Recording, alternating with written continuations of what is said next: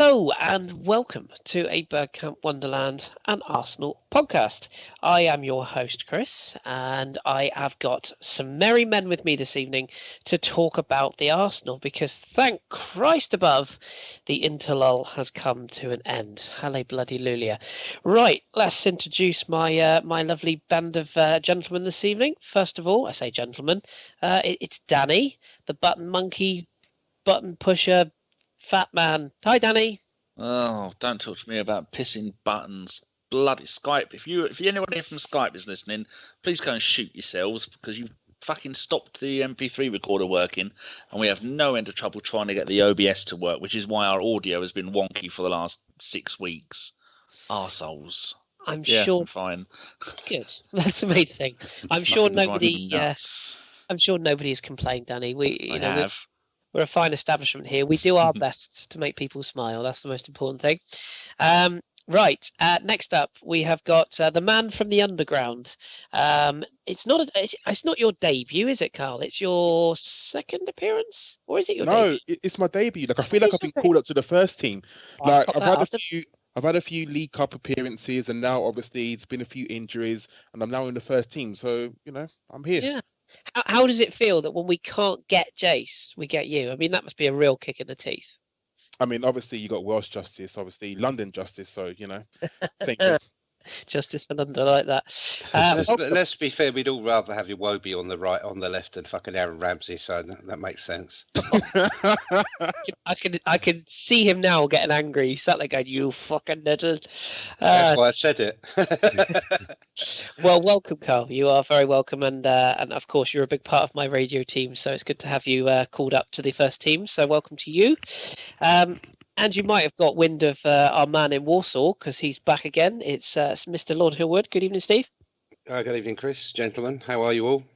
We're all good. We're all good. It's late where you are, isn't it? So we're it's 9:45, and it's been a bloody long day. It got dark at 3:45 today. Not good. No. Well, we'll try and cheer you up with some entertaining Arsenal chatter, or not. We'll just see how it goes. And finally, the gentleman himself is your best friend and mine. It's David, Mr. Goonaholic. Good evening, David. Good evening. No, charming welcome that was. Thank you, Kris. I feel a bit more like Wayne Rooney while we're on the first team debate here, because I was probably in a worse state than him last Saturday night, and yet they still picked me. This could be my last season. To be honest with you, David, I'd rather have you in the England side than Rooney anyway, so it's all good. It's all good. Excellent. Right, little bit of a random show for you this evening, boys and girls, because it might not have escaped your attention that we haven't had a lot of football played in the last week due to these damn internationals, and frankly, talking about England would only bore the pants off everyone, so we might crowbar a brief bit about international football in later on, but we'll start where we mean to go on, which is Saturday, and a little matter of a fixture with a team from Manchester United, of course, and that means a trip to visit Mr. Mourinho. I'm sure we're all itching to get our teeth stuck into this. So we're going to start tonight's podcast just with a bit of an extended preview. No loan watch, no injury watch, no nothing, just Mank watch. That's what I shall call it. So, Danny, you always feel left out, so I'm going to start with you. Just your sort of thoughts and feelings. Are you confident? Are you cacking yourself? There's an image. And how do you see this game going? Well, going by the way that some of our players kind of bottled it against Spurs, and the kind of the way that we tend to bottle it against Mourinho's teams, and the way that we sometimes bottle it up at Man United, I'm not expecting much from this game. If we get a draw, I'll be happy. I won't say I'd take a draw now, because never in the history of football, apart from I think maybe Malmo, Nottingham Forest in one of the European Cup games, was the result of the game decided before the game kicked off. And that's not going to happen. So people stop saying it. You weren't offered a draw. No one's going to be offering you a draw. Get on with it. No, I'm not looking forward to it. It's a shitty time to kick off. We're away. It's after the international break, so half of our players are going to come back with Ebola or something. It's going to be horrendous. We never do well after an international break, let alone away, let alone at their place, and let alone a 12 o'clock kickoff. So yeah, I'm full of the joys of spring. God, you are a happy soul, aren't you? David, last couple of results, Premier League, obviously a 3-2 defeat last season, a 1-1 draw the season prior to that. Prior to that was the 1-0 defeat, and then prior to that, a 2-1 defeat, and then prior to that, we won't speak about that day because it was horrible. Fair to say we don't have a good record at Old Trafford, but can you foresee another Overmars-esque day out this coming weekend? Well, I wouldn't be me if I didn't say there's a chance of it happening. But I have to say, looking at the team news, it's kind of, you look at Manchester United's doubts and you think, well, there's no Ibrahimovic for certain, but Shaw, Fellaini, Valencia, Rooney, if they all fail fitness tests, United will have their best 11 players on the pitch.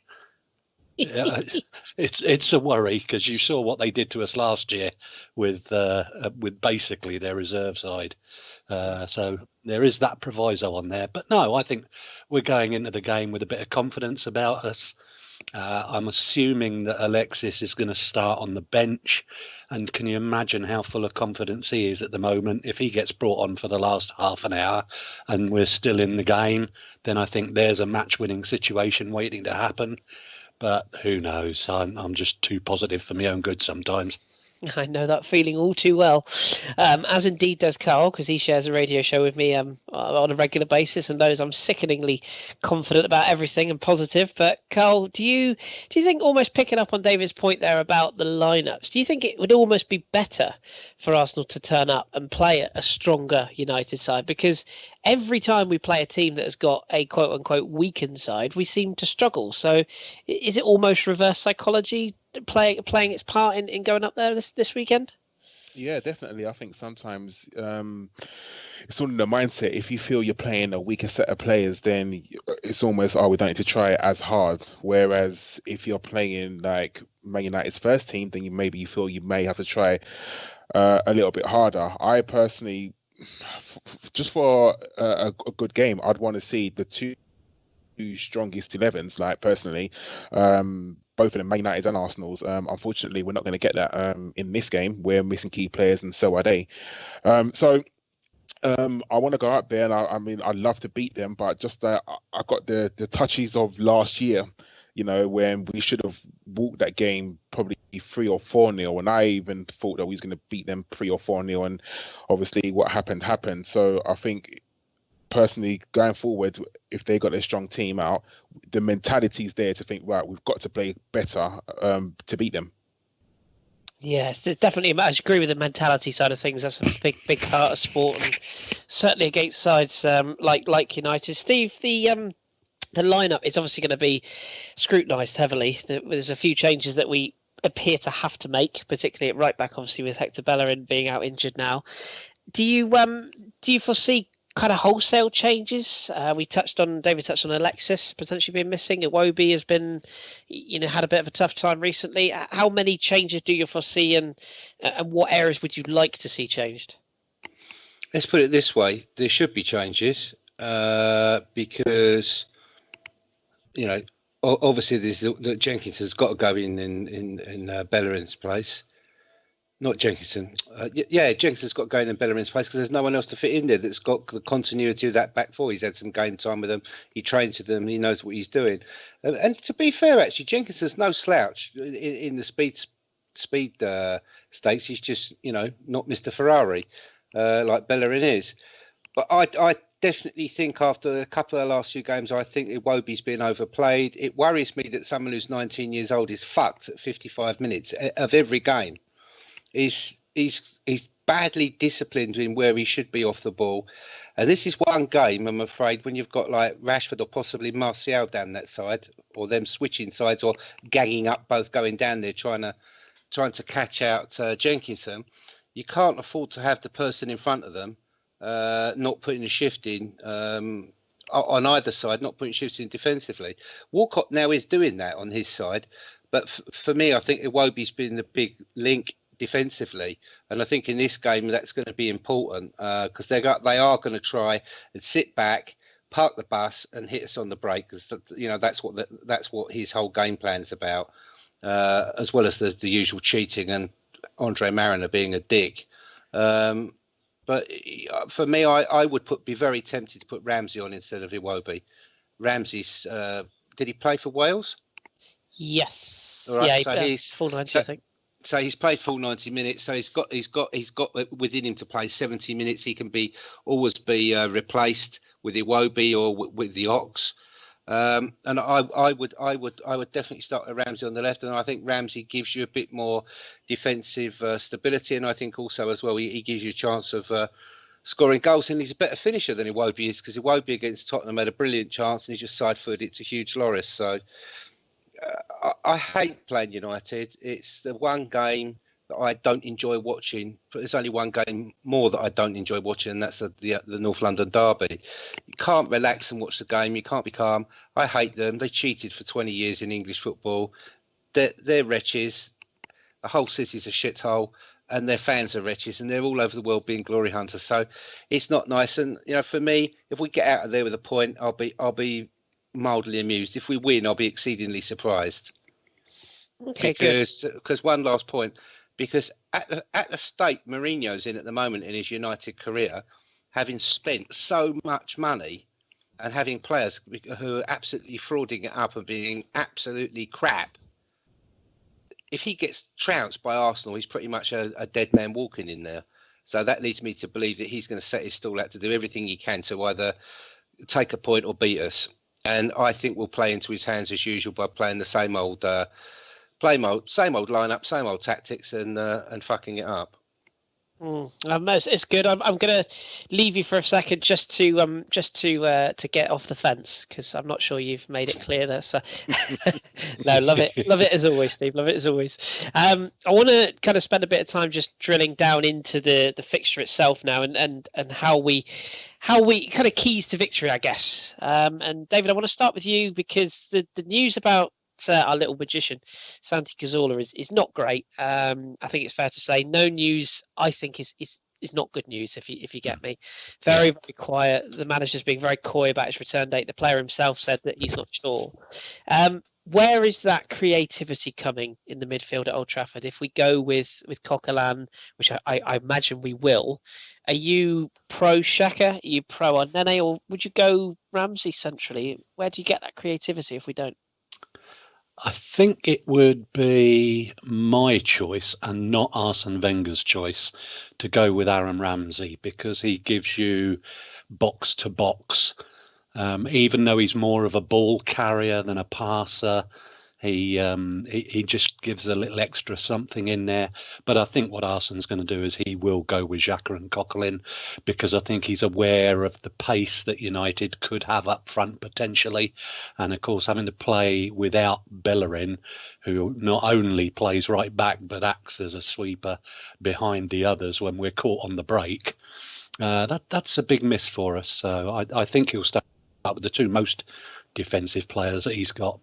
And thereafter, I don't know about on the left. I agree with Steve's point. Alex Iwobi maybe needs a rest for a game or two, but I personally wouldn't play Aaron on the left. If anything, I would throw the Ox in there and make sure he's well aware of what his role is for the lunchtime. But we'll have to wait and see, won't we? It's been a horrible place to go in recent seasons, but you haven't got to go back too far. I actually, unlike Steve, used to enjoy it when we used to go with Vieira up against Keane, and there was always an edge to the game that kind of we haven't really seen in the last few years, and I think that's part of the problem. I don't think the boys are getting up for it enough, if you get my drift. Yeah, no, I do. I think it's almost like we're not angry enough. Is that the right term? We're just not fiery enough, and maybe that is what it's all about. And hey, this is the season that we put the ghost of Chelsea to rest, at least for one game. Maybe this is the Old Trafford and sort of Southampton and Swansea. Don't forget, it's been a year when we've been breaking those voodoos. So let's hope this is another one. Yeah, absolutely. Get your money on United. Please don't. Karl, I want to ask you about width. That sounds really dodgy, doesn't it? Sorry, didn't mean it like that at all. Whoopsie, there's your Christmas bloopers, Danny, right there. I'd like to ask you about Arsenal's wide options, Karl. Let's rephrase that. Do you see sort of the wide players as the key to this game? Because we imagine Alexis is going to come from the bench, if at all. I imagine Theo Walcott will play. I could actually see the Ox playing this game as well. If not, it won't be. Is that the key area that we're going to have to punish United? Because fullback wise, they don't look the best at the moment to me. No, it could be the key area, and it could also be our downfall. Depending on who we play and whoever we play, what they play like on the day. I know Walcott's been out for a while, but he played for England or came on, didn't he? So I'm assuming he's fully fit, so he'll play. I think the left-hand side is a really troubled area for us, because I agree that Iwobi does need a rest. I mean, he's travelled quite a lot as well. I can't remember who he played in the flights, and he flew away, I know that. So I think he does need a rest, definitely. And also, it depends. If you're going to play Ox on the left, you're looking at what Ox is going to turn up. Are you looking at the Ox that's going to, be disciplined and protect Monreal? Or are you looking at an Ox that can't string a 20-yard pass together? And it's difficult. I personally wouldn't play Ramsey on the left, because I don't think he's disciplined enough to play on the left. I wouldn't start Alexis, I don't think. I think I'll definitely bring him on. Probably half an hour to go, I probably would start the Ox. But again, you have to say to him, you need to be disciplined. You need to, protect Monreal. And when you're going forward, yes, you need to run at the fullbacks, because even if Luke Shaw does play, I don't think Luke Shaw is the fittest since he's come back from his leg break. And Man United's the other side, I don't think. Who is it? Rojo? Does he play that side? Rojo's played a bit centrally. Dali Blind has played a little bit to the left hand side. They're really, really weird. It just seem to have different formations every bloody week I see them. But I'll have a look at their last lineup. But no matter who they sort of play, I think we had the pace to beat them. So I think we've got quite good pace that we could run at them, which is really good. But like I said, it does depend on who turns up on the day, and if they're going to be disciplined enough. It's the same as their pace. Their pace kind of scares me a little bit as well, just with Rashford. We don't do well against pace at all. And if he does play Rashford up top, which I think he will do just because of him scoring the 2 goals against us last season, we need to be on our game in all areas of the pitch. Yeah, agreed. Darmian and Young are the two they played against Swansea, so I'm guessing that's likely to be the same two if they're fit, of course. Steve, let's come to you. Get your thoughts on a different area of the pitch. If Olivier Giroud starts this game, which we imagine he will, he kind of made a blistering return against Sunderland, but albeit that was Sunderland, I think us lot could have a good go against them at the moment. But he looked sharp, and then he's played a couple of games for France, and then looked a little bit off the pace again. Do you have any concerns that if we play Giroud, all the good work we've done so far this season won't come undone, but we'll be almost tempted to go back to how we played last season, and that could cost us, because the pace so far this season has worked? I wouldn't play him. I'd have him on the bench. I would start Sanchez. If Sanchez is fit, he said he's fit and he wants to play, I would start him. I think it's really important that the front three are the speed merchants. I don't think Phil Jones or Eric Bailey or Damian or Luke Shaw fancy Walcott, Sanchez, and another interchanging fast, not knowing where the fuck they're coming from with Ozil pulling the strings. And that's how we'll beat them. That is how we'll beat them. But it all comes back to keeping the ball, not giving the ball away, and just basically just keep putting those guys through there, keep putting those balls in between the centre halves on the floor. Is using pace, because Phil Jones or Bailey would like nothing better to just be able to sit there between the pair of them and deal with Olivier Giroud. They could between the two of them, they can shepherd him and take care of him. you know, the way he plays, but they can't. Those guys can't deal with Walcott appearing from one angle, Alexis appearing from another, and say the Ox or Iwobi or even Aaron Ramsey bursting into the box late. They can't deal with that because they just can't play against pacey players. They're by nature. Darmian is a shit defender. Jones is clumsy, gets away with murder, and Bailey's none too clever either, from what I've seen. So that's why you've seen the likes of Roja playing there, you know, earlier in the season. So for me, no, I would have Giroud on the bench.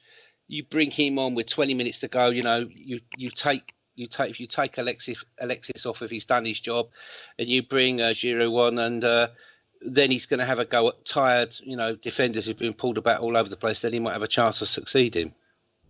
Yeah, it's. I just want to actually finish with Danny on this one, because I think you make some very good points there about Sanchez. If he says he's ready, then play him, and that kind of leads me on to something I've just noticed, Danny, which is the lineup when we played them in the FA Cup game, which of course you remember the famous Danny Welbeck celebration and the Nacho Monreal goal.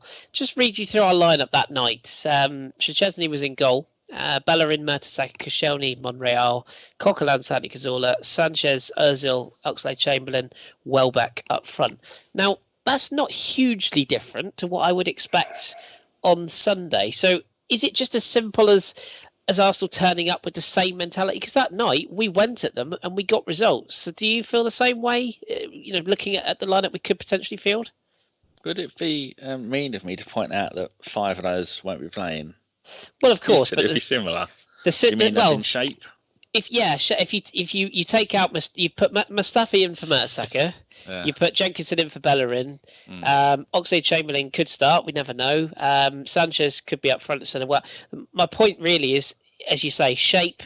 And if we play the same way we did that night, we got at them because we went at them. We didn't sit there and wait for them to come at us.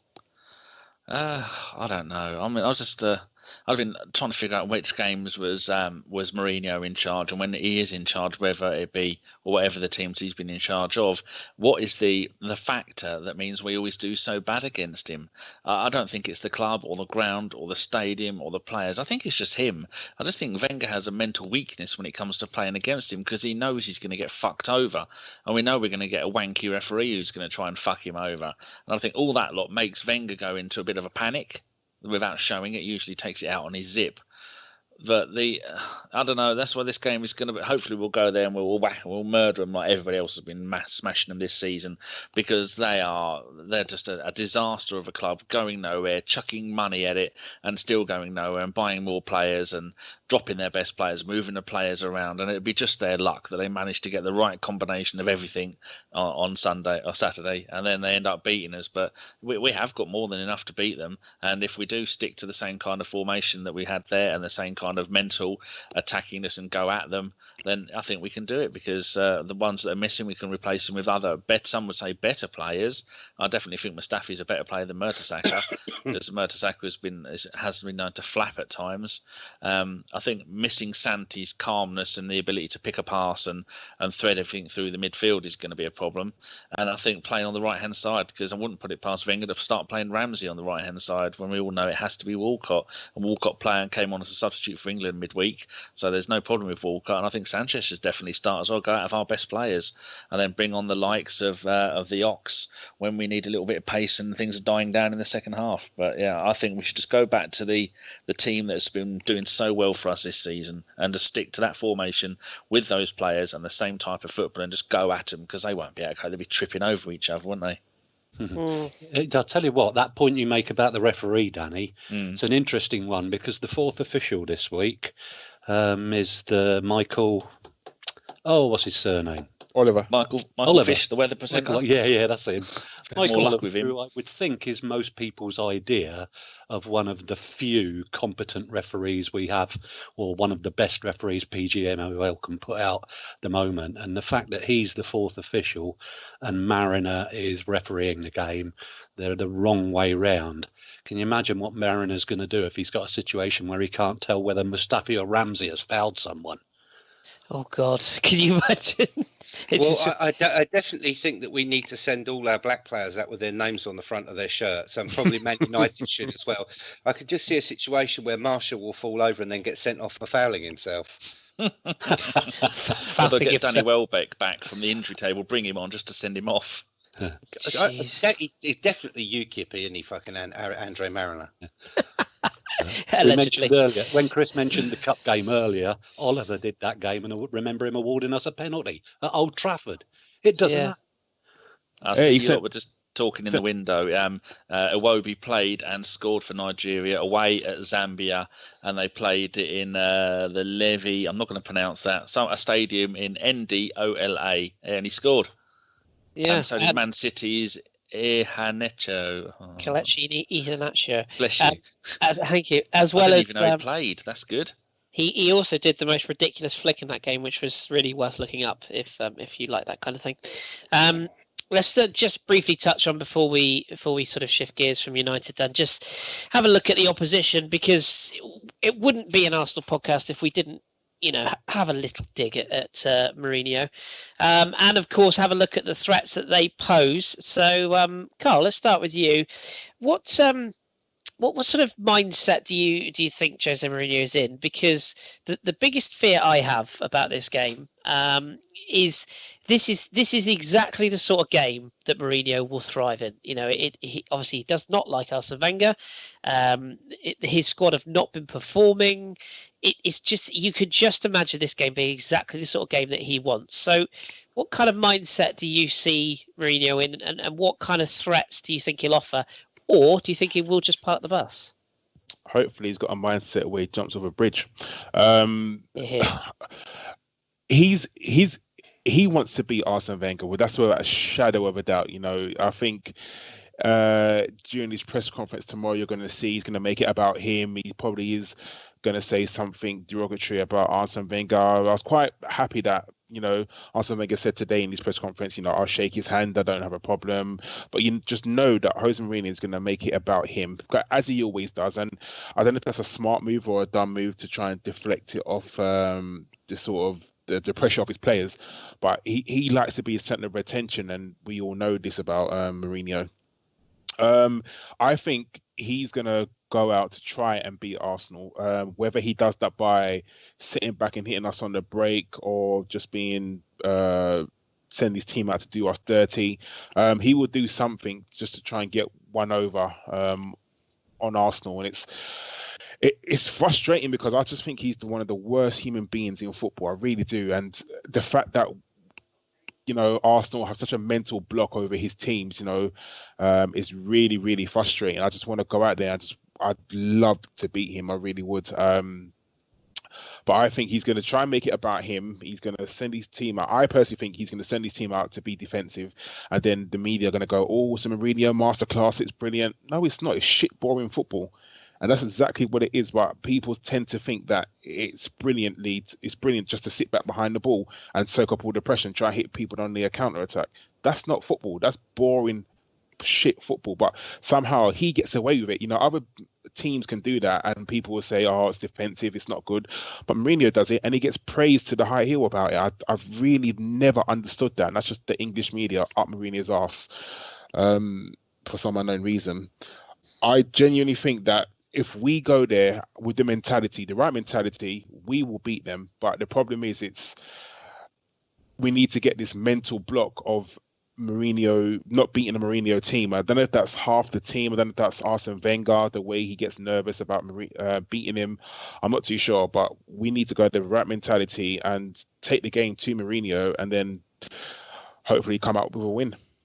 Yeah, here's hoping. And Steve, what, if any, or which, if any, I should say, players scare you? I mean, Karl's touched on the idea of Rashford playing, and the pace is going to be a bit of an issue with us. They don't have Zlatan, which, I know people find it hilarious to call him crap and all this, which is hilarious because he's forgotten more than you people who doubt him will ever remember. But still, What kind of threat do you think they offer, and who of that current United side make you fear a little bit? Rashford and Martial, because they're both good finishers. and they create chances. They're fast. They attack and defenders. And in the past, they've drawn mistakes out of our defence, but that was before we had Mustafi, so that'll be an interesting matchup. The other player, which scares me for a different reason, is Young, because he's a cheating, diving cunt. And Mariner's a sort of fucking dickhead ref who'll fall for it, give him a penalty and send someone off. But their main threat comes through Rashford and Martial if they play. On the other hand, they've got players we can dig out. Danny Blint, absolute nightmare of a player. And of course, Pogba's lurking there. Remains to be seen what he can do. Can he get out? Can he get out of the clutches of Cock? Can he get out? Can he get away? Sorry. Yeah. Can he get out of the clutches of Cock? Will Cock stop him penetrating? Will Xhaka kick him into fucking next week and then end him for the season? You know, it's all. There's a lot of challenges there. I mean, going back to Mourinho thing. I mean, I think first of all, let's put it straight. The big thing with Mourinho was at Chelsea, and he had that group of players who would, in previous times, give everything for him. Then they threw him under the bus for a season, and he got fired. Is it United now? It's very much different because that dressing room's leaking shit about him to the press. You've got Rooney desperately briefing members of the press as England captain about things he doesn't like going on in United. There's not a lot of harmony there. I don't think there's a lot of respect for the manager amongst a lot of those players. A lot of those players have also, like, you know, some of those players who were respected members of that dressing room have been told you've got no place here. Schweinsteiger, Schneiderlin, and other players. So, you know, it's a very different Mourinho for me from the arrogant, swaggering, I've done it all at Chelsea and I've always lauded it over you, Arsene, at Chelsea, because he's at United now and they've spent a shitload of money, and you know they've been getting hard times off of Burnley, having hard times off of generally everybody. So I think somebody said in the press he's very angry, very frustrated. I think he's very likely to park the bus and basically try and nick a result. But I don't think, as much as he might like to want to lord it over Arsene Wenger, I don't actually think he's got the bullets in his gun to do it, because first of all, the team are not good enough, and secondly, they don't really want to do it for him. They don't want to play like he wants to play, or maybe they don't even understand it. But whatever the problem is, he's not going to surpass it or surmise it in this game. We shall see. Yeah, we shall indeed. And finally, David, on this this particular subject, do you feel like, from Arsenal's perspective, in this game, is the mental side of things really an issue? And what I mean by that is this current group that we've got, it seems to have a different mentality. There seems to be a little bit more about them. You touched on earlier the fact that we laid the Swansea ghost to rest, the Southampton ghost, the Chelsea ghost. Do you genuinely believe that is the biggest issue here, or is it purely just, I know it's simple, but turn up and just play our game? Because surely on our day, we're a better side right now. Yes, I think we've got the game. We've developed a style of play this year that is dependent. I'll go back on what I said earlier now. I'll contradict myself. It does depend on Alexis being the man up front. But we've developed a style that makes us fluid, that we've been a bit more composed defensively as well. There is that added strength in front of the back four as well. I just got a feeling that something good could well happen for us on Saturday. But I'm like Steve, I'm going to go back, if you don't mind, to the Mourinho thing.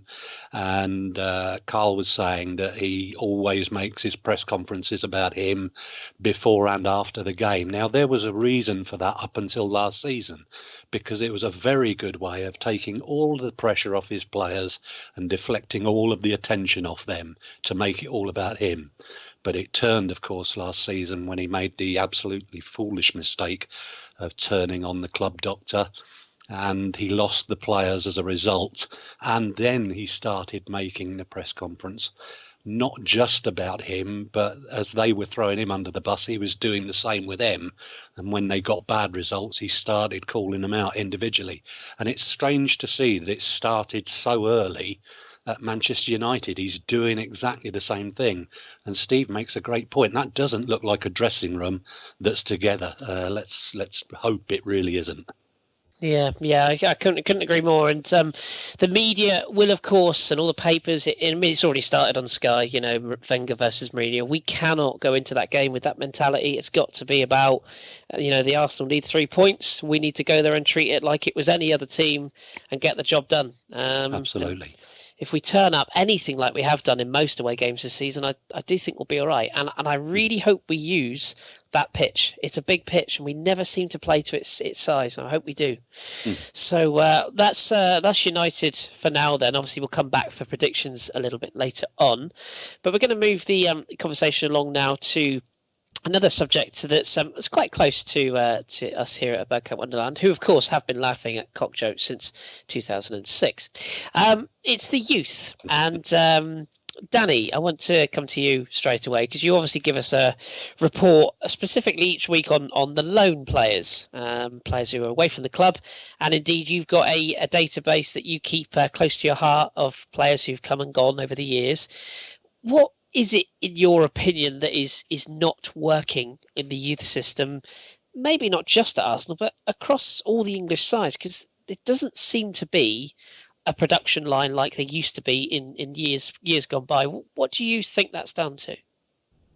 Well, what I don't think it's down to might be easier because I don't know what it exactly is down to, but it's not down to lack of effort from trying. It's not down to not having the right people at the club. The players are given plenty of money. They're spending a fortune. I mean, a few years ago, I read a piece that said just how much money they were spending on getting the young players to come to the club.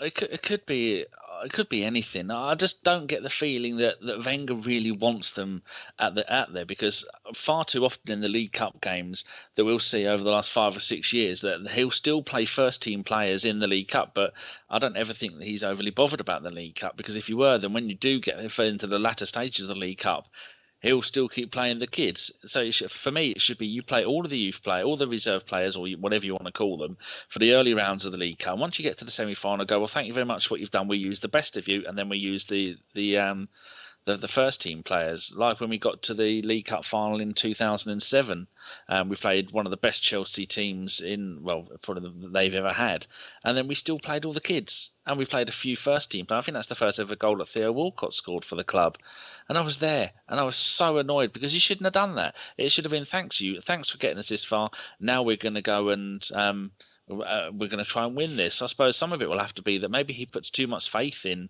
letting them play all the way through. But something is disastrously wrong at the club. Liam Brady, I think we talked about this recently. Liam Brady was given far too much freedom to do whatever he wanted to do at the club there. Liam Brady's a hell of a player, but he was a terrible manager. He was terrible at Celtic. I think, was he a manager of West Ham? I'm not sure. And then we got the is it Yonkers we got in now? We got him in, and he's come back with he's got some pedigree. But even he managed to get us promoted. But the fact that Arsenal, we've got one of the best academies in probably world football, or we've got the tag of one of the best academies, they got relegated to the second tier of youth football, and I think that was the under 21s as it was then, not the under 23s that it is now, because they've changed it. So I think you are allowed to have 3 overage players, but if you change it to 23, then you're going to get more first team players that can go and play that, because it's completely wrecked the reserve league, because it used to have the Overton combination league where anybody could play in there, and that would be a good way. You get injured, you go back, you do that, and now they can't do that. And I think the whole thing is just, sometimes I think we should just give up with the youth football, because I know we were talking before the show, and where you said how many players have come all the way through. I said, well, since they were 7, it's been Jack Wilshere and Iwobi, and then Steve said, and don't forget Ashley Cole. But I vaguely remember Ashley Cole, we got him from somewhere. I was thinking, was it Watford, or was it? But then I have looked at it and I can't find what it is, so I've got no idea. Maybe Steve's right; he has been there the whole time. But the amount of money and remember years ago, Wenger was giving them parity, wasn't he? He was giving all the young players parity, and Bentner and Danielson, and they were on an absolute fortune of wages, even though some of them didn't deserve it. And then there was a load of grief over that, and that turned out to be rubbish. I think he's had 3 waves of youth team players coming through, and then it hasn't achieved anything. We haven't won the league. We haven't won the cups. And this is like you were saying, after so many years of being so dominant, I've got no idea where it's going wrong, and I'm not going to try and figure out where it's going wrong. I just know that it is going wrong. And even now, we've been hammered in that league. The only reason we won't get relegated this season in the under-23s is because the two teams at the bottom are absolutely horrendous. So those two will go down. And give them some credit. They have had a decent run of games recently. I think we've won a couple. But at one point, we'd won one in the first 6 or 7 games. We were third from bottom and doing terribly. And I'd also think that another small thing is when the players go out on loan. If you're an Arsenal player, you should have some kind of pedigree. You shouldn't be going to a team that are like O'Connor went to, I'll say the 4th division, so the 4th tier of English football. He went to York at the bottom of the 4th tier of English football last season. And then we've got other players going into the 2nd tier of Dutch football. And then we've got other players that are going to Southend who are doing rubbish in the 3rd tier of English football. If you're an Arsenal player, you should be so good that championship teams will be clamouring to get you to come to the club. Like when in the years ago when he used to be Paul Merson, he went on loan to Brentford and he was brilliant there. And Ashley Cole, he went to Crystal Palace and he got called back because we had no players, and it turns out he was brilliant. And the same with Chesney, I think he went to Brentford as well. But so many of our players, every week I'll read out and I go, oh, they've gone to this club and they're not playing. Like super Dan Crowley, when he went to Oxford, he was part of their under-21 squad. What the fuck is the point of him going all the way to Oxford to be part of the under-21 squad? That player should be a first-team starter every week. And I don't think it's ever written into their... Bloody hell, what's that? I think so. The power of Christ compels you. Jeez, that's yes. Anyway, carry on. Yeah. So if I had my way, that if you want our players, they play every single week in, week out, and they start every single game. But they don't. So often they'll go and they'll be there half a season, and then they'll have played 2 games. Utterly pointless. Either our kids aren't good enough, and that's why they're not playing, or the teams they're going to are taking the piss by not playing. Like, who was it? Was it Dan Crowley got sent back from Barnsley last season, was it? Or somewhere like that, because they said he was too good. Too good, He's too good for us. I mean, George Bird has said that he will come on. I asked him last season. He said he'll come on and talk about it, and then he might be able to get to the bottom of it. But I've got no idea. I mean, just take a bit of a pinch of salt everything I've just said, because I'm not an expert. All I do is I go and look for the results and then read it out and try and hold back the man tears.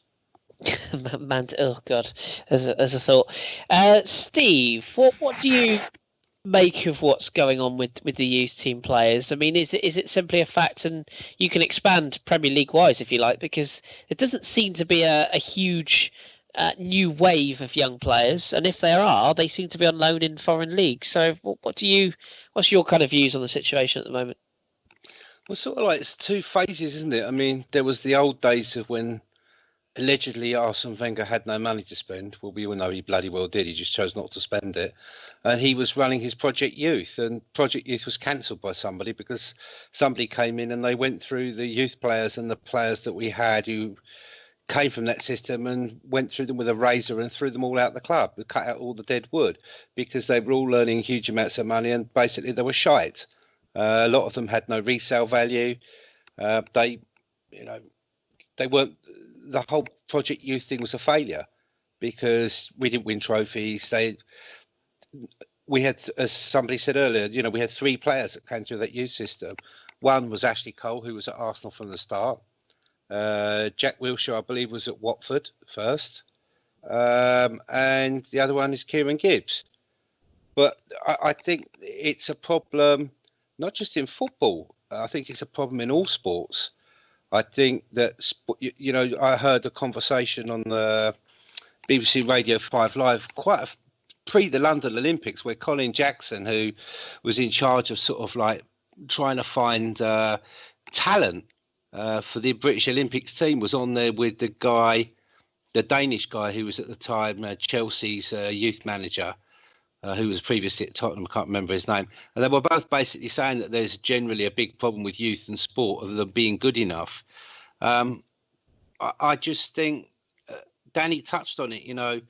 Liam Brady was in there. He had a lot of freedom. It didn't work. They had to go through that, come in there and go through that place of the razor blade. Arsenal's, although they had this reputation of having a brilliant academy, they actually nearly failed their academy certificate. That's why the players had to be gone through like with a dose of salts. Yonkers has come in, but I'm not really sure. Really, he's had that much effect. As for loans, I'm wondering really whether those people get sent out on loan because we've got a desire to get their salaries subsidised, or whether it's because they think they might play at a slightly higher level at another club. I don't think in a business deal, which is in effect what a loan agreement is, you can dictate that this player has to play every week. There have been examples of people going on loan and behaving like dickheads and being sent back for being prima donnas, or I'm too good to be here because I was an Arsenal player. But in reality, they aren't good enough to be in an Arsenal shirt. They just happen to be lucky enough to have got that far. But I think the other thing is that it's like Arsenal. When he first came to England, he did lots of things which changed football forever. And then he did that with youth football, where he, captured Cesc Fabregas and a few other notable, Vela, a few other notable youth that he got really early and, turned into really great players. And I think the problem is that the rest of the world's caught up with that as well. And the price of those players has gone up. Now, I think he commented it on himself that, the wages of youth football players now represent a massive gamble for clubs. I think Arsenal are in the position now where they don't have to rely on youth football. They can afford to go out and buy Ozil, and they can afford to buy Alexis Sanchez. And as we saw today, that China now have just pumped up 700 million quid for the Chinese rights to the Premier League, which was previously 17 million. So that's another huge wedge of cash coming to the clubs. They can buy, they can buy a good standard of player. Arsenal can buy world-class players. So they're not investing as heavily in the youth squad. Yes, it's a difficult one to judge. And Karl, I want to pick up on some of the has-been success stories. I mean, we look at Hector Bellerin. Steve touched on Fabregas when he was with us. I mean, yes, they might have come from other academies, but they've still come through the Arsenal system. I get tired of people sort of saying, "Oh, well, they're not brought through the club. They didn't live in Islington, therefore they're not Arsenal boys." I don't tend to agree with that, especially if you listen to how Hector Bellerin speaks these days, or indeed Jeremy Aliadier when he was there. He's more Cockney than most Londoners. But if you look at stories like that, and then maybe you look at it from the flip side, and you look at someone like Serge Gnabry, who I know a lot of people have got very upset this week about the fact that he had a good game for Germany against, albeit San Marino. He's a player who came through our youth system and ultimately left the club of his own accord. It was his choice to go. Arsene Wenger wanted to keep him. So is that maybe the argument to say, well, we're investing a lot of money in these kids, and the truth is, not all of them are going to make it, and even those that do make it, they're going to make it elsewhere. So is there an argument to say, well, maybe we're investing too much into the youth kids because some of them are just going to up and leave regardless? Do you think there's an argument for that? I mean, yeah, definitely. I mean, just as you're saying that, I was thinking about, even look at Chelsea. I think Chelsea got something like 30 players they sent out on loan. For me, that's wrong. That's everything that's wrong with youth football. That should not be allowed, because there's no way that those 30 players are going to come back and be in the first team. So what's going to happen is they're either going to get sold or they're going to keep on going out on loan. What's the point? Like, why would you sign for Chelsea or any club, like, not knowing that you're going to get into the first team? I kind of want to echo the sentiments what Danny said. I don't understand how Arsenal players can go to lower league teams and not be in the first team. That doesn't make sense at all. We have got success stories, and I Hector Bellerin is definitely one of them. Fabregas is definitely one of them. Even going back to like Ashley Cole, he's albeit he left, he was a success story. The problem is that where he was talking about Arsene Wenger putting these players on pay parity with the first team, that shouldn't be wrong. That's wrong. I think youth team players should have a salary cap. Like, because you don't, how can an 18-year-old be earning 30 grand? Like, that's him set for life. He's 18 years old earning 30 grand a week. He's not going to take a pay cut to go to any other club. So obviously it doesn't come down to, does he even care if he's in the first team? Like, if you're going to just be training every day and not in the first team, but you're earning 30 grand at 18 years old a week, like, do you really care? Like, does it come to a point where you're thinking, you're a millionaire by 19 years old? Is football on your mind at that time where, if you got friends outside football, you're the richest out of all of them.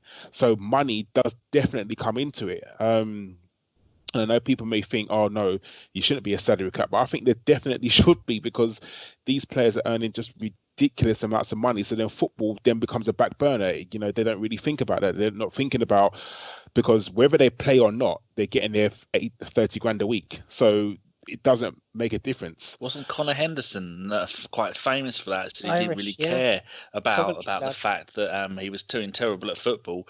It was more. He was on 6, 7, 8 grand a week, and this week him and Sanchez have both had a 1 month trial at Crawley Town. They've both been let go from there after a month. Listen to it's a cheap plug for another podcast, I know, but have a listen to Arsblog's interview with Stephen Bradley, I think it was, from last week, who is a young Irish prospect who came through the Arsenal Academy and by his own admission. The interview's really, really good, fascinating stuff, and he essentially says that he got too much too young.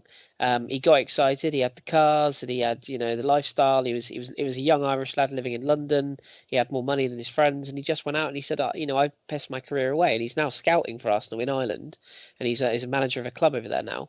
But it's a fascinating insight, and that sort of brings me back to the homegrown element. And I'll finish with you, David, on this subject. Do you think that, obviously we live in England, or most of the podcast do? Do you think, because we've seen a lot of what happened with England this week, and the English national team is constantly under scrutiny, do you think that we're actually overdoing the idea that there isn't enough youth products coming through? Is it more that there isn't enough English products coming through? Because we all want Jack Wilshere to succeed, and everyone loves a young homegrown English player. So do you think it's more the English element than the actual players themselves coming through? I think there's two answers to that. From a personal point of view, all I want the Arsenal youth system to do is to produce footballers for Arsenal, and I don't care what colour their passport is. But your point is a fair one, because certainly the Football Association are very concerned about the lack of English talent coming through. There's a number of views I've heard over the years. I'm going to name drop now. I got lucky, won a competition to meet Tony Adams and talk to him one day about it. And he was manager or coaching at Portsmouth at the time. I can't remember which. And he was he was telling me that the English kids today, by and large, and generalising, there are obviously exceptions to the rule, but by and large, the English kids aren't as bothered about football as they used to be when he was a lad. And it is a means to an end. It's another way of getting temporarily famous. I actually believe we're not paying the young players, even the best young players, the same sort of money that we were in the FA Youth Cup winning era. If you think of that side, and immediately springs to mind J. Emmanuel Thomas, because I saw him last night on the box playing for Gillingham as they got knocked out of the FA Cup by Brackley Town in front of 2,000 people.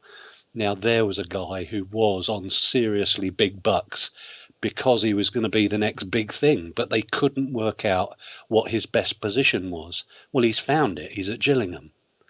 Yeah.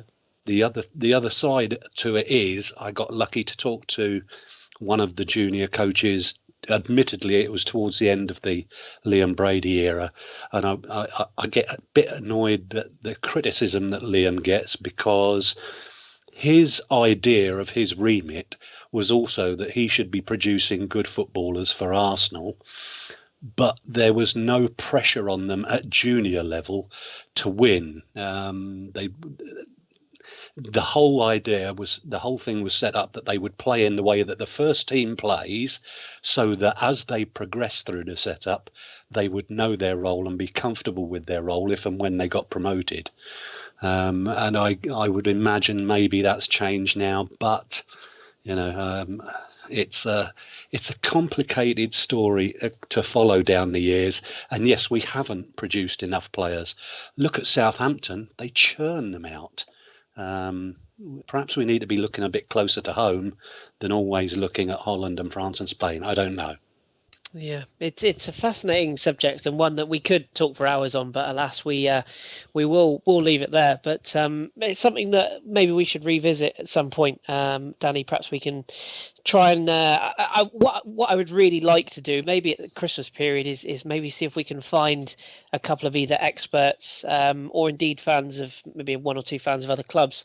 I know, Danny, you and I know somebody who follows Southampton very well and knows a lot about the academy.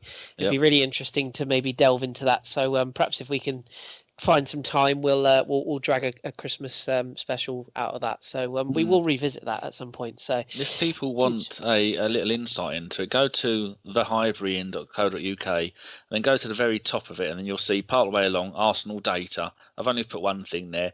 Whatever happened to the Arsenal youth players? Now, I've started to go back. I've said this before on other shows. I've gone back about 5 seasons. Every player who's played for Arsenal under 18, 21 or 23 or under 19 as well for the European stuff.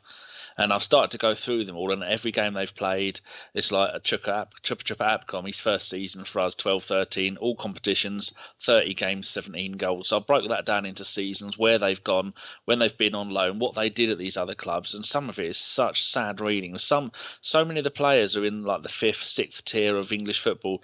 Like there was Austin Lipman. He was pretty good. He's now playing. He's even lower than non-league. He's only playing in the London Regional League. I think he's got a job as well. So he's outside of football, which would explain why he hasn't got a full-time football job.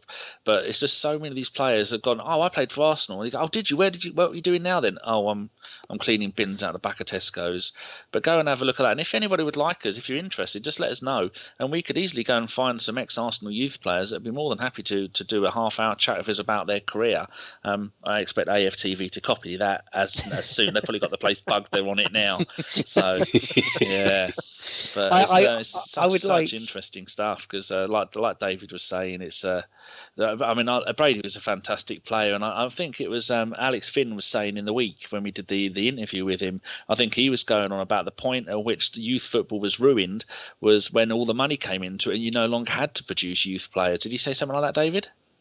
Yeah, pretty much along those lines, which I don't necessarily agree with, because the point I was looking to make with the question was that if we are still producing 1 or 2 young players from every generation, then we are able to spend more of that greater chunk of money that we've got on world-class players. Because I think we can, if you look at it now, we couldn't go out next summer and buy another 2 or 3 world-class players, probably 1, and then strengthen the squad again. But it was a point that I thought it was still an important aim for the youth set up to do. Yeah, and do listeners, if you are listening to this and you do like the idea of us drilling down into the youth setup at Arsenal, then Christ, that sounds right. I'm doing it all the time tonight, aren't I? Jesus. You know what I meant. But if you are interested in listening to us discuss that and debate that, then please do let Danny know, because we will try and make it happen as best we can. And somebody I'm sure you would like, Danny, I certainly would like to chat to would be Adrian Clark. I don't know whether that's even doable. But he said yes, but I think he's got links to the club now. So he's a very busy man. Yeah, he says. Kwame Ampadu, who is currently at the club, I think we contacted him a few years ago and he said he could do something, but he can't do it now. Omar Rizza, another one who went on and had a very long career in lower league football. He spoke to Gimli and he said that he'll come on. So there's plenty of players out there, and I don't think all of them is going to be happy stories, but it's maybe something we could look into. I had a little chat with somebody who's now playing in France who I'm trying. We'll see what happens with that little tease there, but I'm working hard. But yes, anyway, let's get on with another subject then before we go to listeners' questions. We're not going to do a PSG preview as such, because time will kill us if we do the whole game. But I just want to talk a little bit of Champions League, because again, it's another subject that divides opinion. We go into Wednesday's game with the French champions in a strong position where we could actually win the group this year, and irony of all ironies, we're probably going to win the group this year and then probably draw one of Bayern Munich, Real Madrid, Atletico Madrid, I think second place, or one of the two. Sod's law. But I just want to get just a very brief answer from each one of you about whether you particularly care about the Champions League, and B, whether you would take the Champions League over a league title, and if you would, why. So I'm going to start with Karl. Karl, we've done many evenings Champions League radio shows. Never quite feels the same, but then you get the Barcelona nights and you go, this is what it's all about. So what's your thoughts? I would never pick the Champions League over the league. For me, the league is our bread and butter, and it's what we've got to win. We haven't won it for 12 years. Let's take baby steps first. Let's win our domestic competitions, and then we can talk about Champions League. Am I a fan of the Champions League? Yes, I'm not going to lie. I love the Champions League. I've been to Champions League games. I love hearing the music, because you're competing with Europe's best. You are, and it's brilliant. But for me, sometimes I think it's an unwelcome distraction. You spend all this time traveling around Europe, you come back, and then you're faced with tired players who you then need to go up to Man United or Man City or play Chelsea. Sometimes it can be more of a hindrance than a help. I mean, looking at the best teams around Europe at the moment, your Barcelona's, your Bayern Munich's, your Real Madrid's, are we going to beat any of them? No, we're not. Let's we need to be real with ourselves. We're not going to beat any of those teams. So realistically, we're not going to win the Champions League for the next year, 2 years.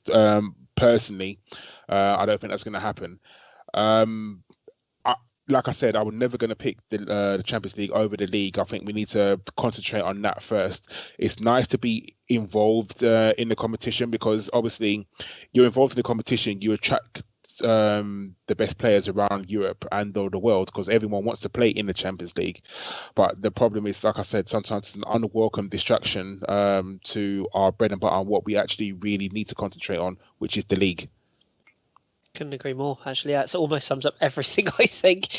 Steve, what do you make of it? Obviously, you're a man in Europe, so you've seen Legia Warsaw do interesting things this season, putting it mildly. What's the general feeling as an Arsenal fan abroad on the foreign element of competition? Well, I mean, I think if you want to sign players like Mesut Ozil and Alexis Sanchez, you've got to be playing in the Champions League, and you've got to be in there to try and to do big things in it. And I think in the past we've not really done that.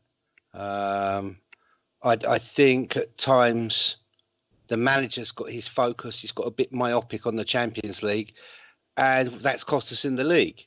And as Karl rightfully said, there are teams there that we can't compete with in terms of players that we're not going to beat. And that's been very difficult. But having said that, if you want to win your league and you want to have top world-class players, you need to be in the Champions League. They need to be playing at that level. That's the highest level of football there is. Anybody who watched England-Scotland earlier on this week can see the gulf that's between international football in Europe and the Champions League. I also watched France-Ivory Coast, which is a 0-0 draw, would you believe? And the gulf in quality between the Champions League and international football is massive. And you mentioned, Kris, Legia Warsaw. Well, I do watch some Polish football. Ekstraklasa, as they call the Polish Premier League, is, there's a couple of teams. There's Wisła Kraków, there's Lech Poznan, and there's Legia Warszawa.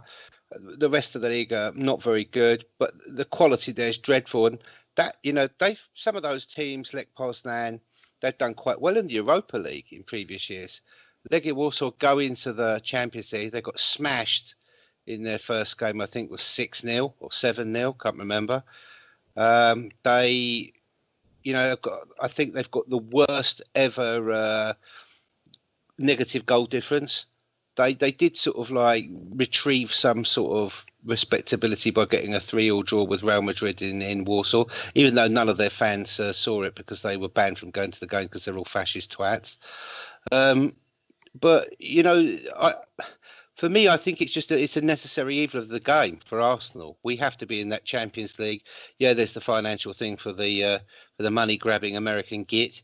But there's also the fact that if you're not in that, you're not going to sign or keep those players. And and also there's a cost as well, which is a hidden cost, which people don't think about, is that you don't get bonuses from sponsors for being in the Champions League. I saw something today that not being in the Champions League has cost Man United 50 million quid, and it may well cost them a 25 million pound penalty off of Adidas next season if they're not in it, which of course they won't be because they are shite. So for me, it's I'm afraid is if you want to be a big club, and we are a big club, you're going to be in Europe, you're going to be in the league, you're going to be in the FA Cup, you're going to be in the English Football League Cup, and you've got to compete on all those fronts. And in the past, we haven't had the people to do it. Maybe now we're starting to have the people to do it. Yeah, yes, it is one of those that divides opinion, as we say, and I have to get Danny and David's thoughts as well. So, Danny, I have a feeling I know your thoughts, but just briefly, you don't give a fuck about the Champions League, do you? Fuck the Champions League over to David. Ah, good. That's fantastic. You genuinely have nothing else to add to that, do you? Fuck it. Brilliant. David? I will be succinct as well, but not quite that succinct. I've watched us in my lifetime, first of all, win the Fairs Cup, then the League Championship, then the FA Cup, then the Football League Cup, then the Cup Winners' Cup. I only have one left to complete the set, and I'm running out of time to do that. So quite the opposite to everybody else. I would like us to throw the kitchen sink at the Champions League, because that is going to be the best night of my life, and it still hurts that we were 13 minutes away from doing just that. Perfectly done. Like it. And it still grips me, that game. Just so close. But you didn't fucking drive all the way there and back in the pouring rain. I didn't shit for 2 days. No, true. One of my friends actually got a very similar story. I think Alan Davis had a situation like this. One of my friends got locked in, not in the stadium, but he got locked in a Parisian restaurant toilets overnight. So that was unfortunate because he got so hammered. He fell asleep essentially behind one of the in the cubicles behind one of the sanitary bins in the women's, I should add. And he got locked in. He didn't go full Neuer, did he?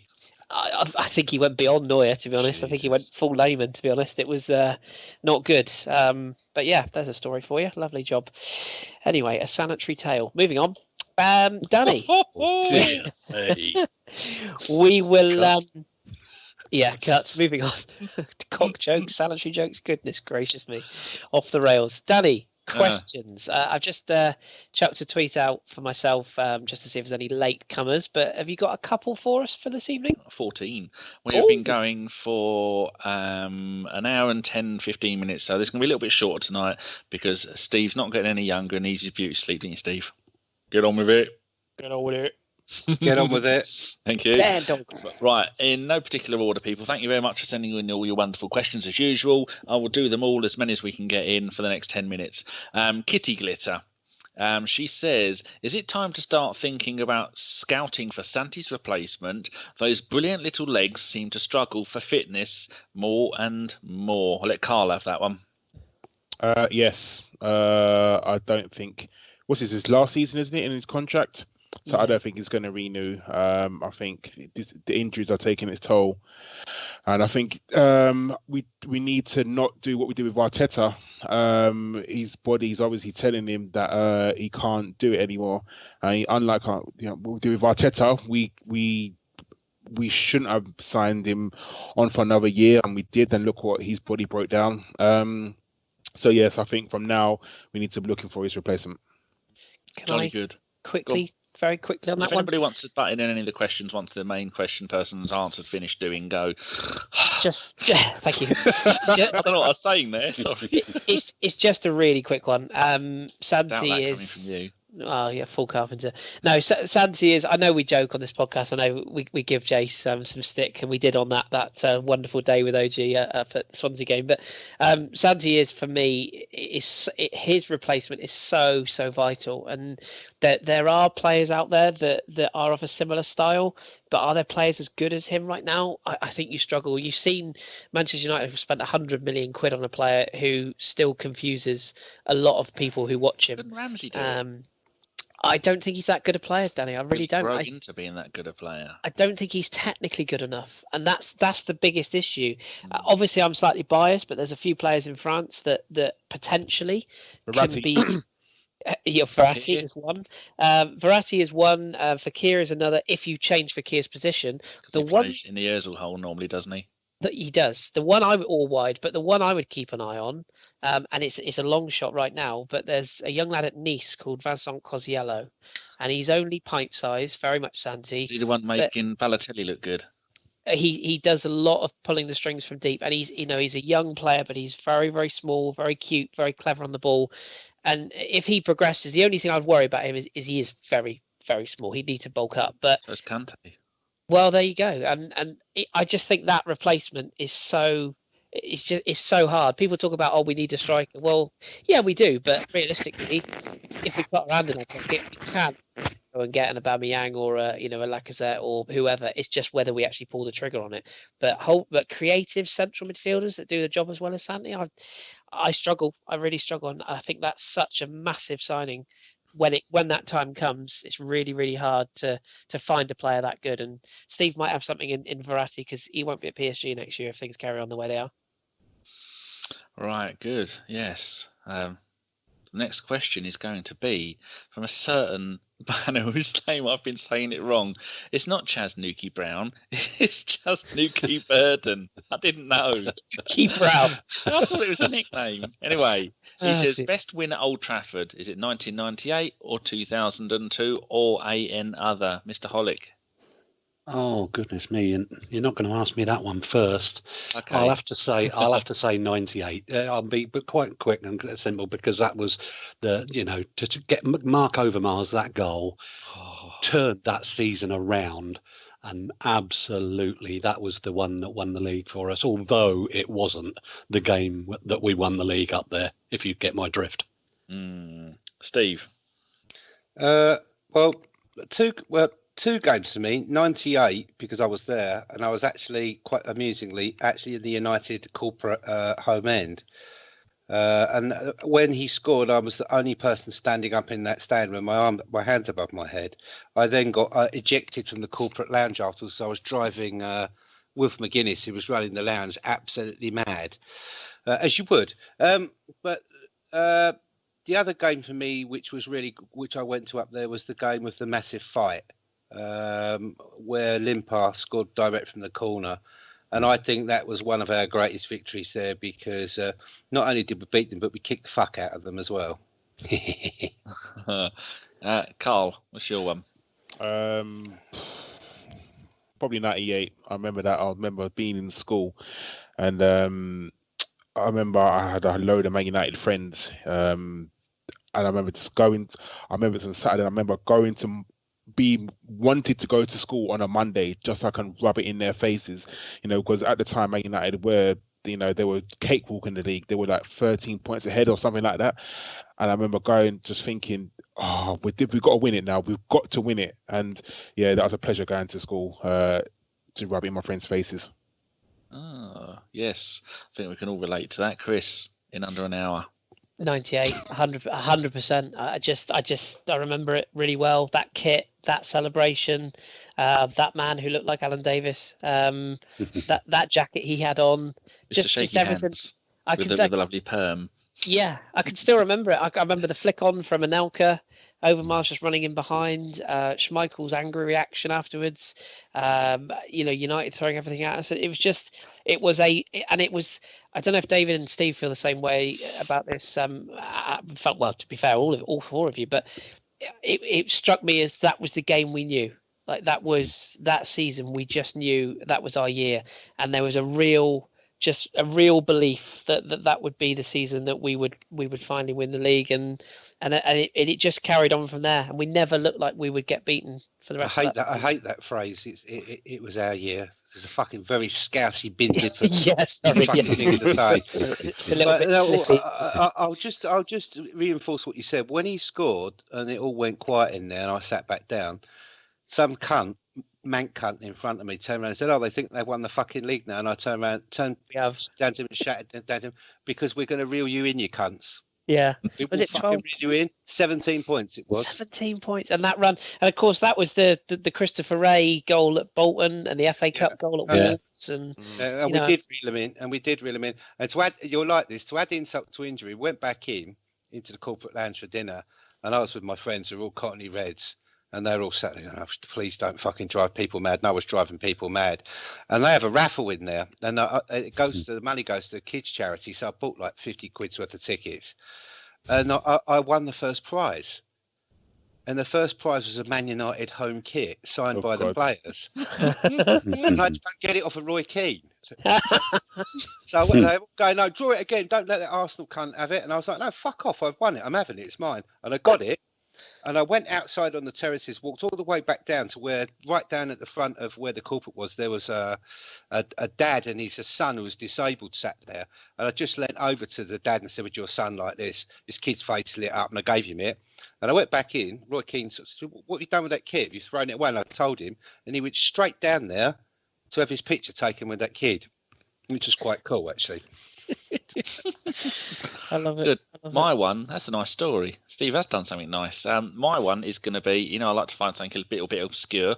18th of October, 1930, Man United 1, Arsenal 2, and the following game that season, we beat them 4-1 at home. That was 1930-31.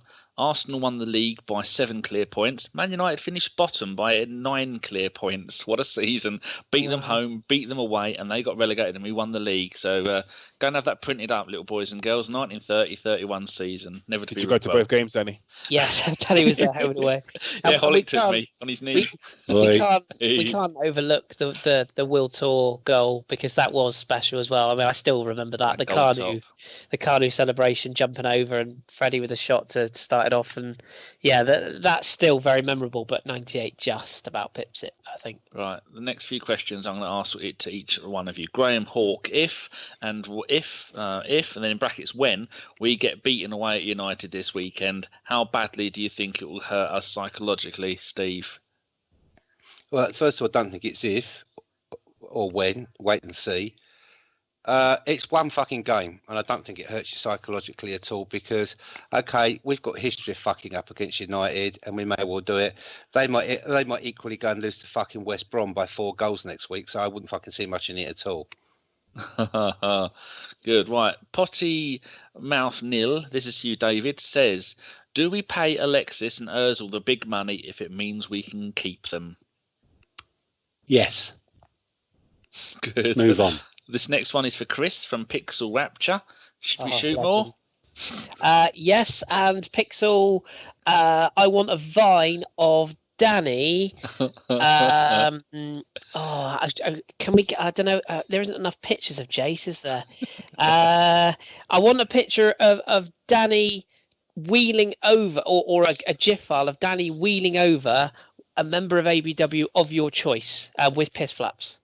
And so if you could make that Jason, happen, you have to involve Kit Kats. Yes, and a baseball bat. Because Mr. Rapture has said to me for a while that I haven't requested any vines for a while. So time is now. Get on it, Mr. Rapture. Right. But yes, we should shoot more. Absolutely. Okay, this next one is from Gooners in USA. They do a podcast. Go and have a look at that. It's brilliant. I'll give you this one to Karl. Which Wenger victory over Mourinho has been your favourite? The 2015 Community Shield. Well, how's it going, guys? I think that means there hasn't been many. Good luck, Karl. I'm going to go for the one on Saturday that we're going to do.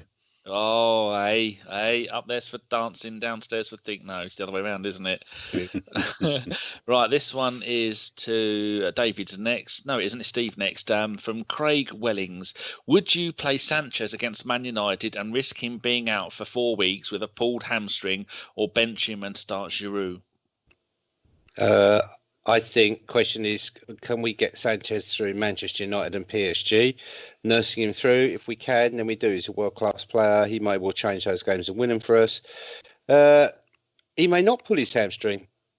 I remember when Luis Suarez was on fire for Liverpool, and he played 2 summers, or maybe even 3 summers in a row. He never got any rest, never any time off. He didn't get injured. Maybe, touch wood, maybe Alexis can get through to PSG and then get a rest. So yes, I would play him. Because, as I said earlier on, I think the key to beating them is speed up front and fast interchange of players and balls being threaded through that they can't deal with because they haven't got the brains to deal with them. Two of them marking Giroud makes it easier for them. That's very true. Right, David, this is one for you from Miko. He says, do we give too much importance to pre-Christmas fixtures, as the title can be very well won during the second half of the season? He's absolutely right about it being won in the second half of the season. I don't think the title's really on until February, March time. So yeah, Christmas. Some people may give too much importance to it, but no, not here. Jolly good. Right, Kris from Seb from Hawk. Would it be foolish to try a 4-4-2 with Alexis and Giroud up front? Not foolish, but I wouldn't do it. I think the system we play now suits us fine. I agree with what Steve said earlier on about, Alexis is working up front. It doesn't matter whether the manager stumbled across it by accident or planned it for 50 years. It doesn't matter. We're doing it. It's working. Stop moaning. And the system suits the wide men well, as long as you've got the discipline to cover the fullbacks, which obviously Iwobi maybe needs to work on a little bit, Ramsey as well. But I think the system we play is fine. And just as a very quick side rant on that one, 3-5-2 has been played for over 20 years. People, can we stop getting so bloody... It's not, it's 5, isn't it? It's 5, and people need to stop getting a boner about it. Like, yes, it's working for Chelsea because Conte basically, everything didn't work other than what he tried, what he knew. And yes, other teams are trying it, but it's just like pressing. It's been around for years. It's just that it's fashionable. So they're trying to make it out like Leicester bringing back the 4-4-2. They genuinely did, and they probably pay it. But they did, and if it suits a club, fine. But for me, our system works. Why are we trying to break it? It's fine as it is. Right, okay. I'm going to give one now to all of you. And this is I'm going to change his surname. It's from Bobby Chakraborty, but from henceforward known Bobby Chakraborty. On a scale of 1 to 10, how big of a wanker is Mourinho? 10 being a Piers Morgan. Steve? He's a 9.75 as a wanker, but as a psychopathic fucking... unsocialized twat is a fucking 11. Karl? 1 million. David? 10. Kris? Words don't even cover it. Fair enough. Let alone numbers. Right, now then, as Karl is the youngest among I think he's the youngest, he's got to be, and he's fully down with the youths. George Lesniak says, will our team do another mannequin challenge at Old Trafford? Do you want to explain to people what that is? There's a song from a group called the Black Beatles, and in the video they do a mannequin challenge. I think it's the stupidest thing. It's a fad, and do you know what the worst thing is? When it came out, you knew that Jesse Lingard was going to do it. Do you know, no player annoys me more than Jesse Lingard. He's the official team retard at United. Have you seen his Snapchat? No, not he's at all. I think he scrapes Pogba's pants clean. His Snapchat, some United mate of mine said, "Have a look at this. This kid's off his fucking nut." I mean, if he wasn't a football player, he would be locked up in a special school. The kid's absolutely barking mad. He annoys me so much. He just knew he was going to jump on this fad. Like, oh god, I'd love to Shaka to break his leg, but no, we better not do any sort of mannequin challenge. But I wouldn't mind a little picture in the dressing room when we beat them 5-0. Right, 3 more questions. Average Gunner asks, which Arsenal legend... Oh, hold on, this one is going to go to... I did Steve, and then... No, this is David. Which Arsenal legend do you think wouldn't be able to make it at the club with modern football game? Oh, that's a great question. Wow. There is a question. Legend. Let's see. I'm going back a long, long way. Do you want to have a think about that while I ask the other question? Yeah, go for it. Okay, well, the next one, this is to Steve from Rudy Wilson. Would you spend a month in an elevator with Jose if it meant us doing the treble? P.S. He's naked and horny. Yeah, it would, because I'd fucking cut his cock off and fucking kill him with it. Fucking, I just cut his dick off. It'd be like fucking like your little finger anyway. Stamp on it, and then smash his fucking head out against the wall of the elevator. And it'd be a bonus anyway, because I'd have loads of Man United fans sending me money. They hate him. There you go. Never lets The us other down. thing is, you could always bum him to death. All right, next question. This one, while David's thinking, the final one goes to Kris from Jeff Barker. With all the contract stuff going on at the moment, how much of a hand does Wenger really have to take the hard line on whether Alexis starts or not? Oh, had a hiccup there. I missed the last bit because you hiccuped. Does he? Whether he's allowed to take a hard line on whether Alexis starts or not? Oh, yes, he does. Because if you remember back this time last year, Norwich away. Let me take you back, boys and girls. He played with a bit of a tight hamstring, and then he got pushed over the bloody barricade into the cameraman, if you remember rightly, by that twat at Norwich. I don't know who it was now. He's not relevant. Snodgrass. And and he obviously did his hammy that game, and it cost us 3 months of his season, give or take. So hard line, you have to trust the player. I mean, you have to. You have no say. I think he said in midweek, Wenger, he said that we got a text from Alexis. I think he said it today actually in his press conference. We got a text saying he's in good shape, but Alexis will always say that because he always wants to play every minute of every game of football. We know he's at home because there's a picture of him giving massive love to the dogs. He's already on his Instagram.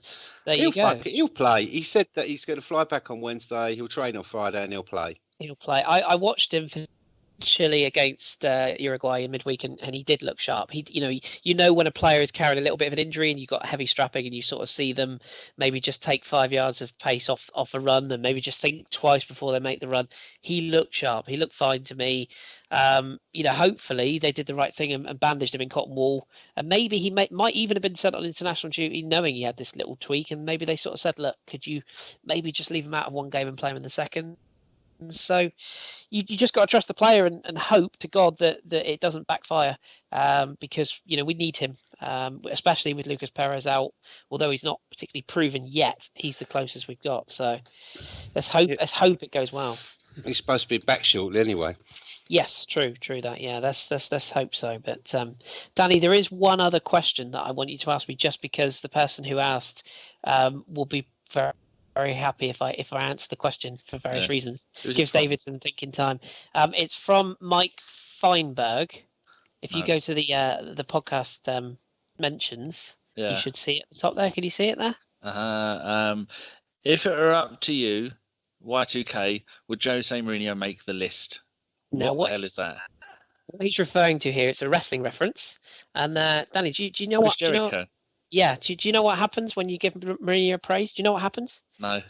You don't know what happens when you give him any sort of happiness or any sort of praise? You don't know what happens? No. You just made the list. Right, move on. He'll know what that means. He'll know what that means, and it will make his day.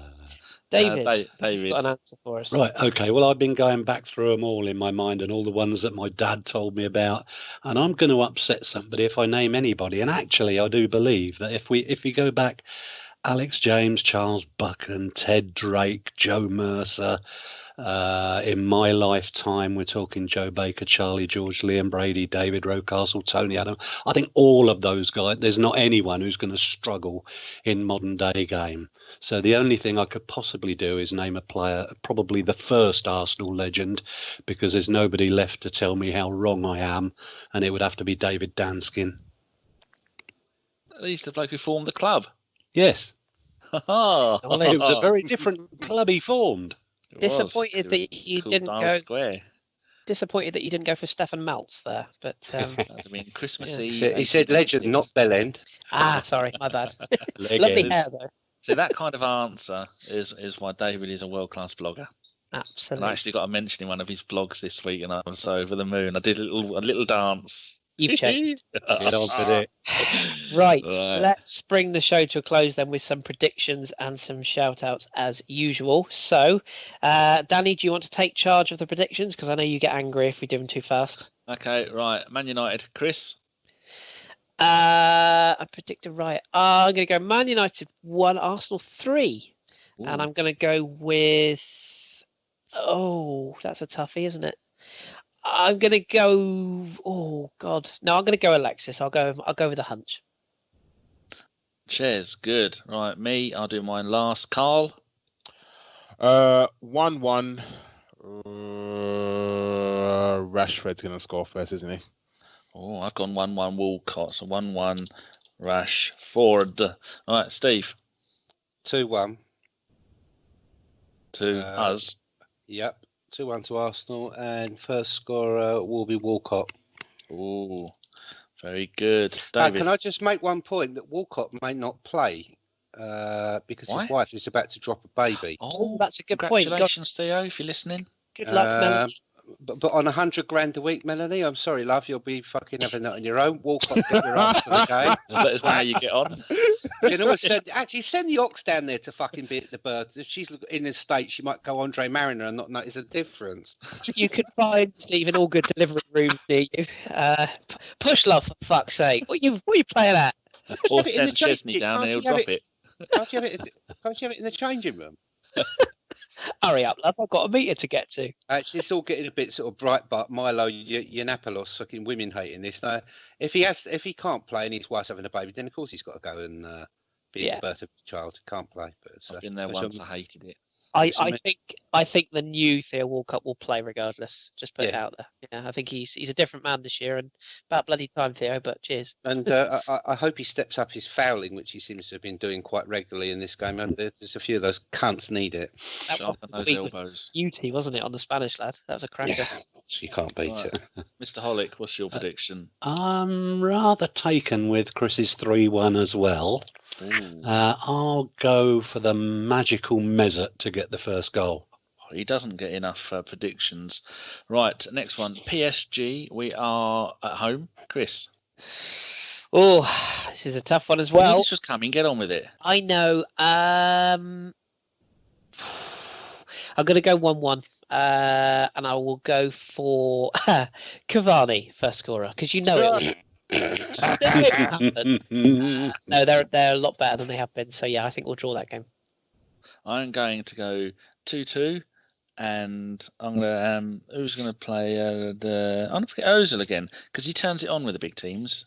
I say that whether he does or not, I don't know. Karl. 2-1 Alexis. That makes two of us, by the way. That's good. I mean, I don't have to just go and cut and paste. Steve. 3-1, and I think scorer will be Aaron Ramsey. Oh, do you hear that? Someone in the valleys is happy. Lovely. I fancy us against PSG because Rabiot won't be playing because he ravaged himself when playing for France the other night. What a shame. And he was bloody good in that game as well. So that is a bonus. Yeah. I've gone full circle in him. I used to think he was a wasted talent, but he's looked very good recently. I'm quite sure Cavani will be having a 90-minute touch of the bent. So. Quick rundown of the prediction league table is the joint top is the Kris and the guests because the guests had a fantastic run. Thanks to Gav, FK, and Ellis Mel. Yeah, because those have all been on, so they were doing it. And then in third place, it's Dom, the fanny. I don't know who's managed to do that. Then it's Mr. Shredder, who is only the second person this season to get 100% right prediction. And then he's in joint place with David. And then it's Raj and Steve next. And then it's Chimp, me, Fife, and Karl all shared. Then it's Jeff and the listeners and Luke. Then it's Jason, and then it's OG and Simon sharing, then it's Gimli and Kate sharing, and it's John then at the bottom on only 9 points is Drew, because of the time zones he never sees my messages until the game's over. So there you go, Drew does have an excuse. So remember, listeners, if I don't ask you, please send me your predictions for the games. That's why you're only 15th, because sometimes I've had to put you down as no prediction. Dear. Sad times. Right, let's wrap this baby up then with a quick nod and a wink to anyone you see fit. Karl, let's start with you. Can I be greedy and have two? Oh, go on then. That's just first. My first one's going to be to you, Kris. Bless you. Just because I want to thank you. Like, you've given me a platform to talk about one of the things I love most, and that's Arsenal. I love talking about them. And I remember when I was all tentative asking you, can I go on the radio show? And I was all nervous. And you said, yeah, come on. And then you said I can do it regularly. And then I got chosen to be part of ABW. And that, I don't think I said thank you enough for that, but I genuinely am really thankful that you've allowed me to sort of give me a platform to talk about something that I really, really love. Bless you, you fucking melt. Carry on. My second one is to, I'm sure everyone does know him. It's Kyle Bonner. He interacts a lot. He talks about Arsenal. I don't like his taste in music. He likes death metal. He's a bit weird like that, but he's a good person to follow. He loves Arsenal. So definitely, it's KYJB10. Go and follow him. He's quite good. Yeah, lovely chap. Who should we go to next? Steve, who have you got? Well, we talked about him earlier on. Bobby Chakraborty or Chakraborty, as Danny called him. Check my booty.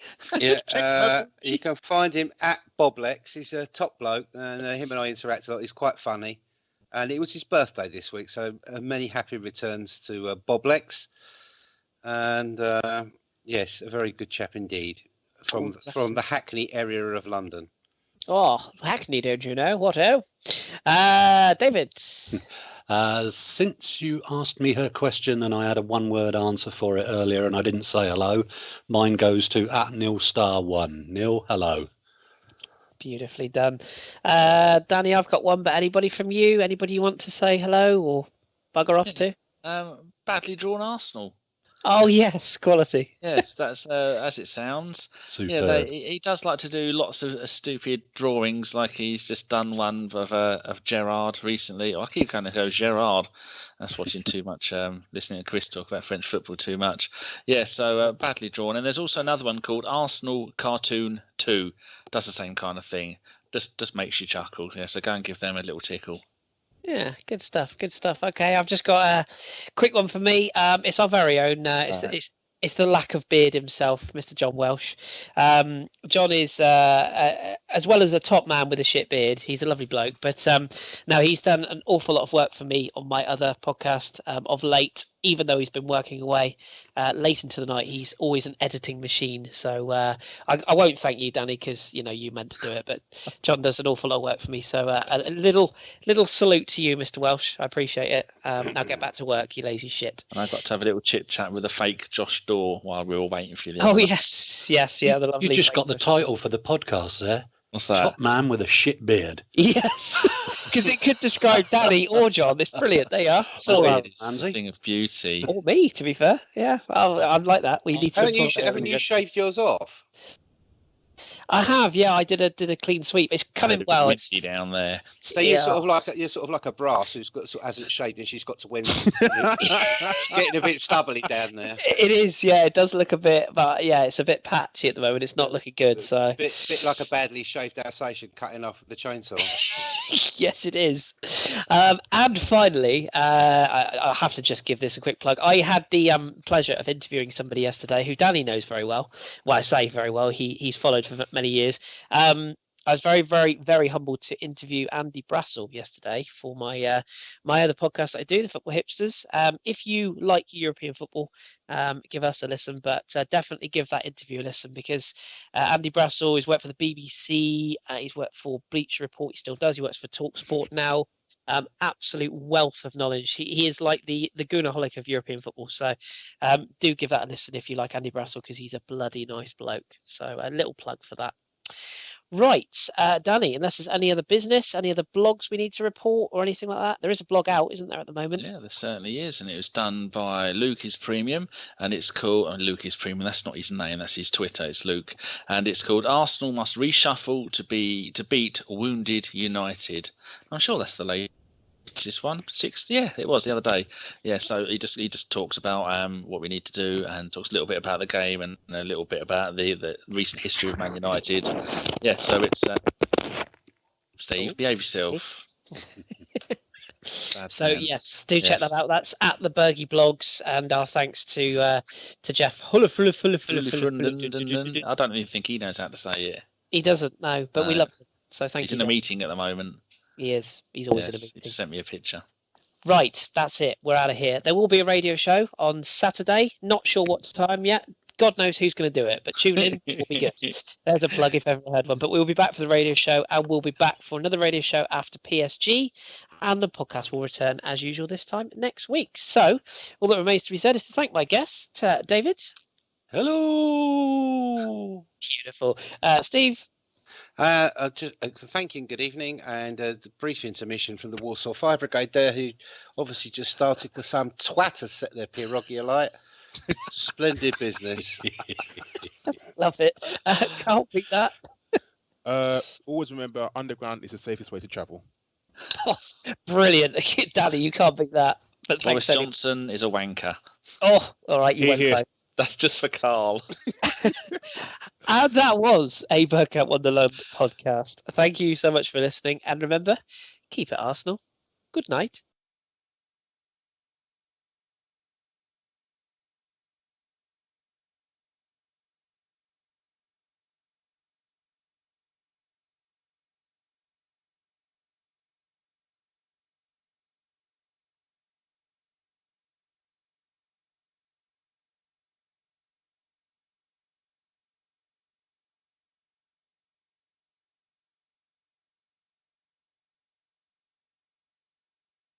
Keep it Arsenal.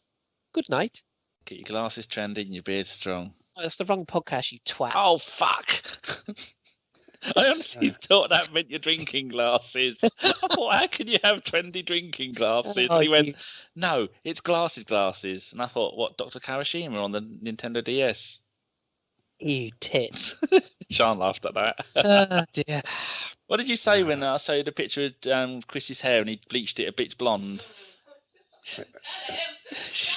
She said, what's he got that shit hair for?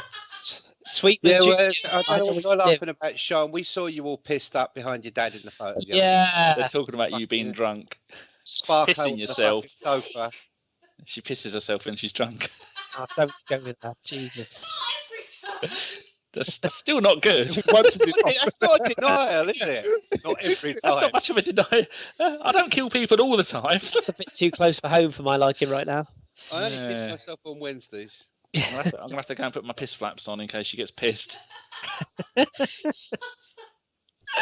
I can't. She'd be getting angry now. She's playing GTA 5. She's finally allowed to play it now. She's 18. Ah, good. I used to hide. She used to try and play it. And I'd hide the disc so she couldn't play it. I said, no, not until you're 18. Responsible parenting. I see. Jesus Christ. There we go. We managed to cobble something out of that. That was good. Mm-hmm. Yes. How long Really were we good. in the end? Hour and Yeah, it was- 45? It wasn't bad, was it? About that, yeah. Not for Catch up. not long. I was I more thought it worried was- about Steve falling asleep during it 'cause he's been up since the crack of dawn, since yesterday nearly. Speaking of making money, Yeah. I don't know if you saw this story. Danny will be annoyed at this. As of next season, the Premier League are going to introduce sleeve sponsorships. Yeah. So there's going to be even more money in the Premier League. Oh, I that'd can be hardly the wait. season ticket prices will go down. I Very good. did touch on it during the podcast. That the Chinese companies paid £700 million Yeah. for the rights to show Premier League in China. The current deal before was 17 million, so it's gone up massively. So imagine Arsenal's fucking share of that. Oh, the season tickets will be free then. Well, first it means no. Bless you, Danny. They can't put ticket prices up, can they? No. Oh, they But will it find does a mean way. they can pay Alexis 200 grand a week though, which is good. Yeah. And, Anyway, sorry, Zil- boys. I am going to have to run now. Very late. No but worries. they understand. Pleasure as always, David. Wonderful week. Talk to you again soon. Cheers, Dave, Dave. All right. Take it easy. Take care. Take care, Dave. Ow! I've got the dreaded bit of making sure this is recorded properly. But again, it's on the laptop. That'll be fine. Ah, good. Check I've recordings. got to do another podcast tomorrow. Actually, shit, I just remembered that. Oh.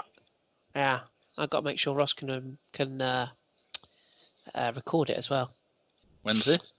tomorrow evening at 6:30. Ah. That's the guy on Erbstein or Erbstein. I need to check how to say it. The Great Torino side. Yeah, I heard you say 10:35. Oh, that's rubbish. This one can go over here. Yeah, see, look, I can bugger off whenever you want. I'll sit here and talk bollocks with you for a minute if you like. Yeah, I'm still here. Doing I'm some rooted in my fucking seat now. What's all that noise every now and then? Sounds like you're putting your headphones in a bag and shaking them. Well, it might be because I moved the microphone up and down. Yeah, and it's catching. that's what it be. Indeed. Oh, well, that noise when I go like that. Yeah, that's it. That's when I rub the foam on there to annoy you. Yeah, I'd rather you didn't do that. Yes. Did you enjoy that, Karl? Hmm? Did you enjoy it, Karl? Yes, like I said, like I listened to the podcast since like maybe the second one, I think. Huh? And yeah. That's No, very you shouldn't have bothered, don't you? No, very much so. Bit of an anticlimax. All jokes aside, that's very kind of you. They're kind Yeah, words, it I think. is. Appreciate that.